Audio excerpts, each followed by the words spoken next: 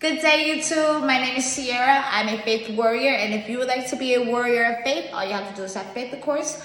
I'm new to YouTube, so if you would like to encourage me to make more videos, please like and subscribe. I did some research, and I have some information that I would like to share with you guys, and I took some notes, and I'm going to be reading from my notes. And it's about the wheel of life.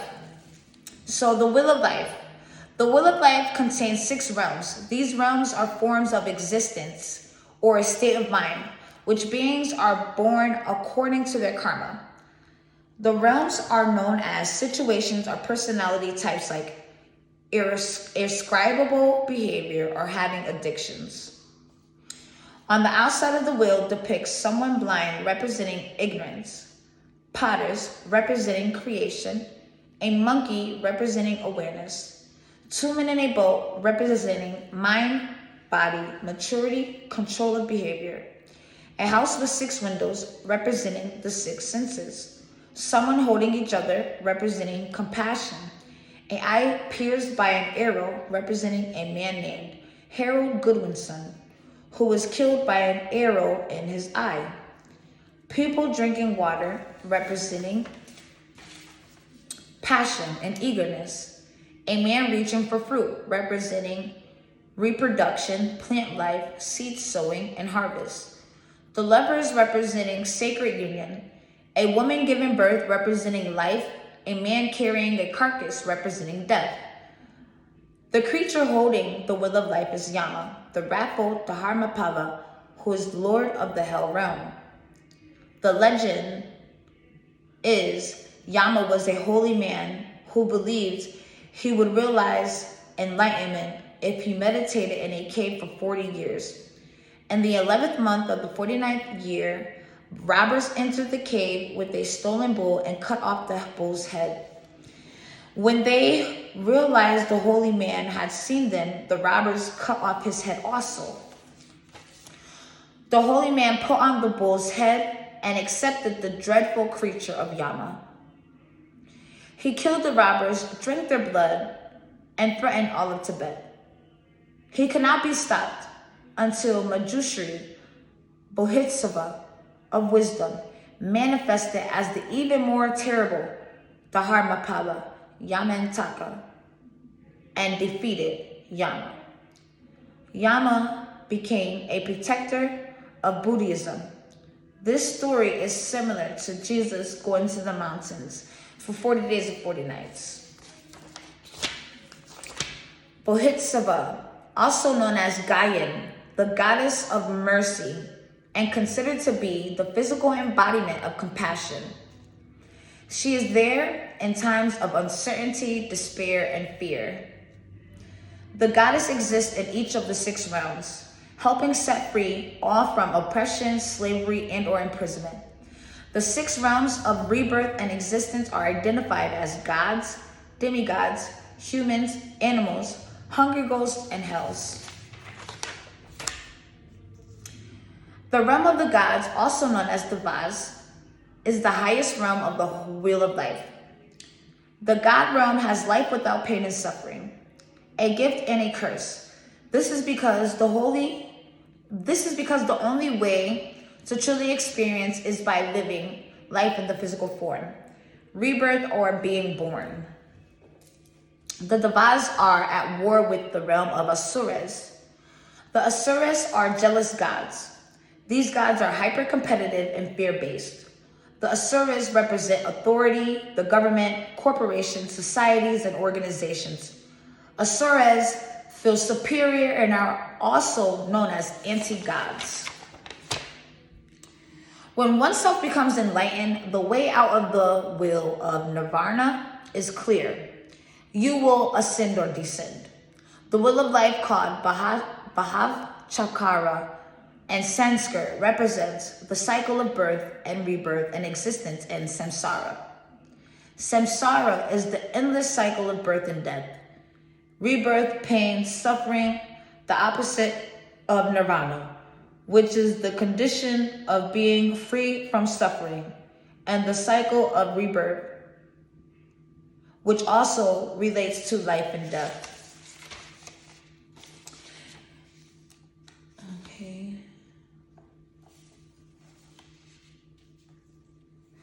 So its foundation is of grief, greed, anger, and ignorance. But negative and positive cannot exist without each other, which is the purpose of experience and evolving. The center of the wheel of life, also known as Sidpa, Bardo, it is the state of nostalgia or everything unmanifested. I believe Earth means evolving after reincarnation through hell. Earth is the place of fire and ice. Death is descending, and birth is ascending. Full circle, night and day, changing in the seasons. And I'm gonna leave this right here because I gotta come back to that. So in the third realm are hungry ghosts. Greed and jealousy leads to the rebirth as a hungry ghost.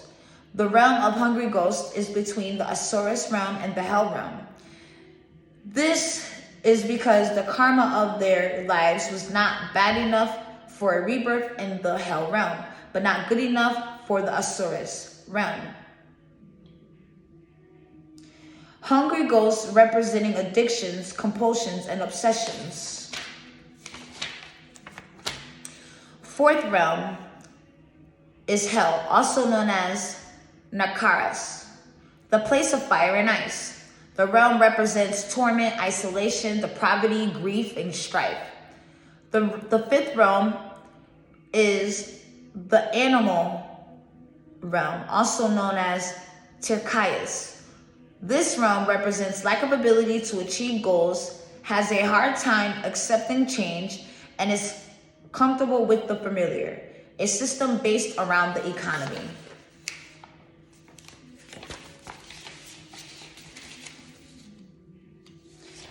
And then the sixth realm represents the realm of Buddha, also known as Dharmakaya. This realm represents being inferior to race, sex, or religion, the place of hope and everything unmanifested. And while I was taking the notes, I had got arrogant, which is an adjective, which is the definition. It means enthusiastic or passionate. Burning, glowing, the ardent flames. And then it also reminded me of the Statue of Liberty, which symbolizes freedom and justice, and also symbolizes like a torch, being a light to others. So what I also wanted to share with you guys is, like I said, so I look at the wheel of life is like, it's like a compass, it's like a clock. And everybody is on their own path. So like, I believe that we could possibly be moving through dimensions, or like I said, it's about evolving. So everybody's on different, different dimensions, different timelines. I believe we are in the fifth dimension. I still believe in a higher source. It is clear to me that reincarnation does exist. And even though all six realms are in the same circle, it's just all about the state of awareness. So like I said, Earth is the place of fire and ice, right? And if you think about it, each realm that I described literally describes personality types, or just behaviors, right? So it's just really, like I said, it's just all about the state or level of awareness. And death is just descending. Death is just the end of something to begin something new. It's just a transfer of energy. That's it. So death is not dying. Death is just descending. And when you give birth, birth is ascending. Because if you think about it, when you die, they put you 6 feet in the ground. And just like the mother, when the mom gives birth, the baby is surrounded by water. And when I think about that, I think about the firmament and how the water is above and below. So water is a big deal here. Like the elements of life have play a major key.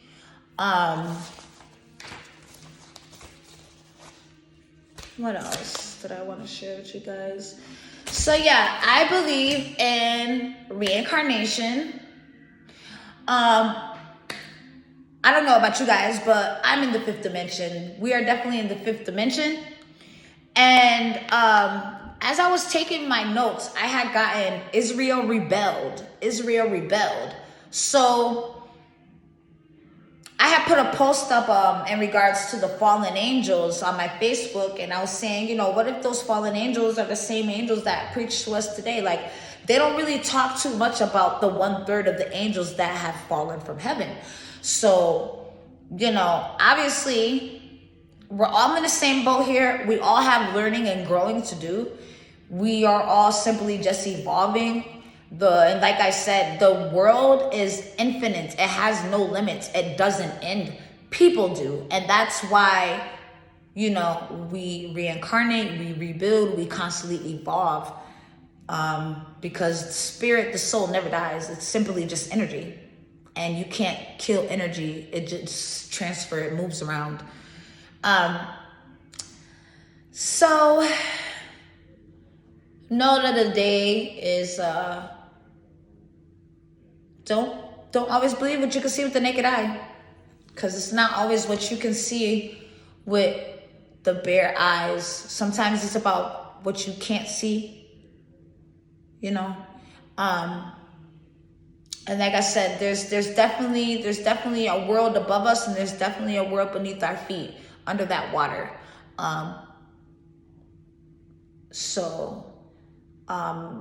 One thing that really stood out to me the most is Israel rebelled.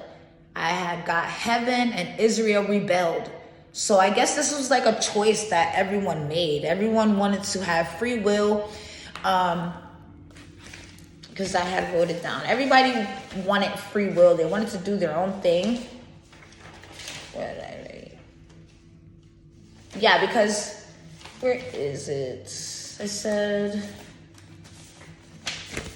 yeah, life is about having compassion or choosing not to. That's why we have free will. But we have free will, but there's also karma. Like I said, it's 360. It's a full circle, 360. Everything comes back full circle eventually. What you do comes back to you. Even if you think you died and moved on to another life, whatever you did, it's going to follow you to the next lifetime, because people are born according to their karma. So, with that being said, love thy neighbor, be kind to one another, and remember to pray and know that Jesus loves you.